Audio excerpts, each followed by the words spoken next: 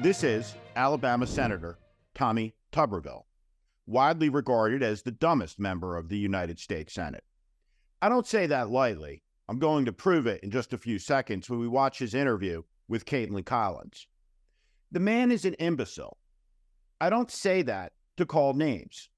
I use the word because it's precise and accurate. It describes perfectly what Tommy Tuberville is. That he is in the United States Senate, which was once known as the greatest deliberative body in the world, is a shame. And it's a travesty. And it is an appalling embarrassment for the state of Alabama. But just to be clear, you agree that white nationalists should not be serving in the U.S. military. Is that what you're saying? If people think that a white nationalist is a racist, I agree with that. I agree they should. A white nationalist is someone who believes that the white race is superior to other races. Well, that's some people's opinion. And I don't think, That's I mean, not a lot. opinion. Pardon? What's your opinion? My opinion of a white nationalist, if somebody wants to call him white nationalist, to me is an American. It's an American. Now, if that white nationalist is a racist, I'm totally against anything that they want to do because I am 110% against racism. But I want somebody that's in our military, that's strong, that believes in this country, that's an American, that will fight along anybody, whether it's a man or woman, black or white, red, it doesn't make any difference. And so I'm totally against identity politics. I think it's ruining this country, and I think that Democrats ought to be ashamed for how they're doing this because it's dividing this country and it's making this country weaker every day. The state of Alabama is a beautiful place. It's often caricatured, though, along with Mississippi, as a backwater, a place where ignorance, racism, and idiocy form together in a molten stew of malice, particularly racial malice.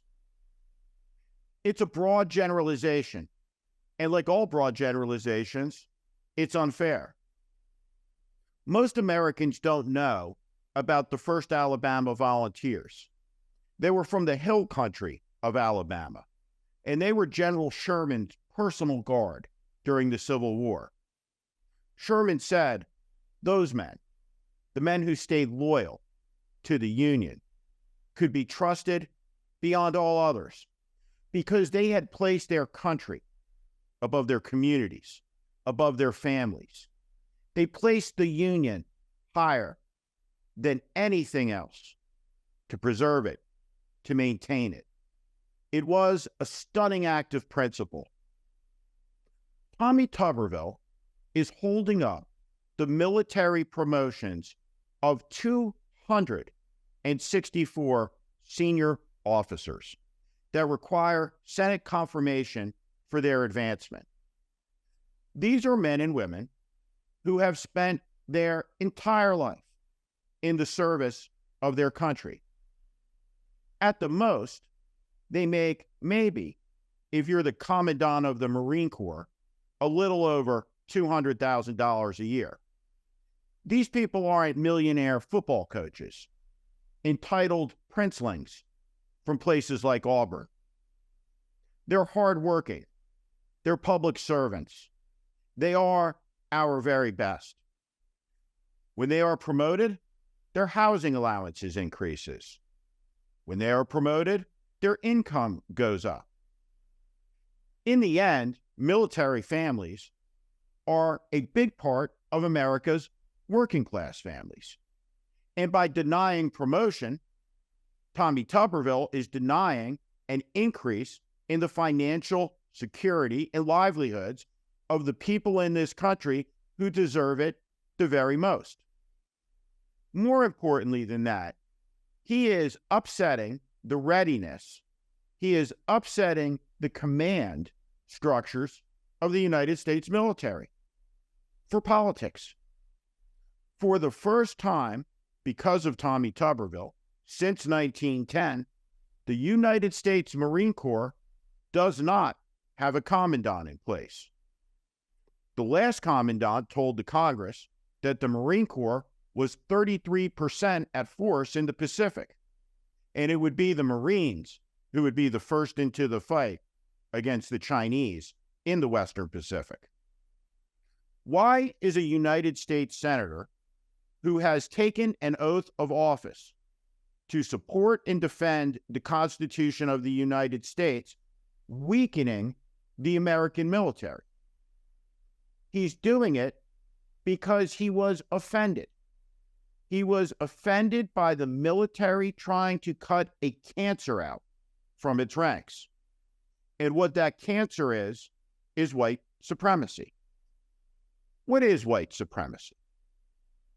It is a doctrine of belief that holds white skin is superior to all others. It is a doctrine of delusion that holds the white man is a superior being and that every other race is subordinated. Where does this come from? All of it stems from an essay that was written in the 1850s by a Frenchman named Arthur de Gobineau. He coined a phrase in that essay, which was called the inequality of the races. He was the first person to introduce the term Aryan. And when he introduced the term Aryan, he introduced that as the master race.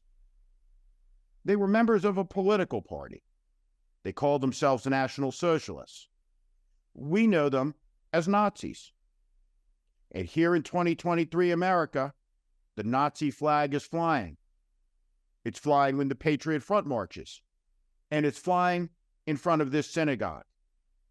It's flying because imbeciles like Tommy Tuberville have given moral succor to white supremacists, have courted them to be part of their political coalition, have apologized for their sick doctrine.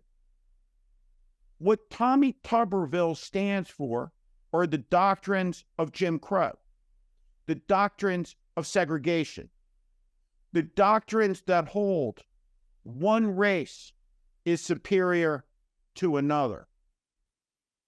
And Bob Marley was right when he quoted in his song from Haile Selassie. And until that is no longer the case, then everywhere there is war.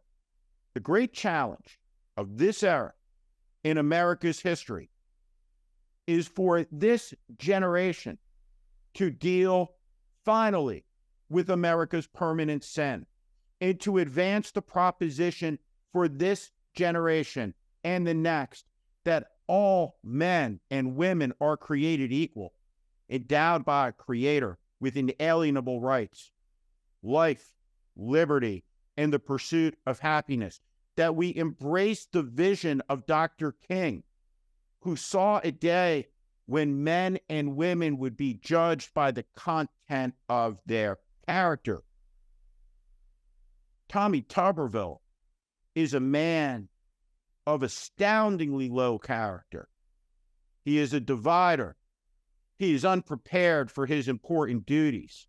He is risking the national security of the United States, and he's doing it for reasons of racial animus. Is it possible that this man who is being interviewed by Caitlin Collins truly doesn't understand what he's saying? Is it possible that his IQ measures under 80? What is wrong with him? And what is wrong with his Republican Senate colleagues that they would tolerate this? The Republican Party that I was once part of took this nation's national security seriously. This generation of MAGA Republicans treats it like a joke. And the result of that is one day, I promise you, it will get some of our very best young men and women killed. And then those politicians will be standing there with crocodile tears, head bowed, watching the American flags folded up over the caskets. And then they'll make a platitude. It is appalling, disgraceful, disgusting. What Tommy Tuberville is doing isn't just idiocy. It's not just scandalous, though it is. It is an assault on an idea. What Tommy Tuberville is saying is that racial pride is okay. That to believe that white is better, that it signifies something about your character, your intelligence, a superiority. It's not an opinion. It's a sickness. It's a cancer.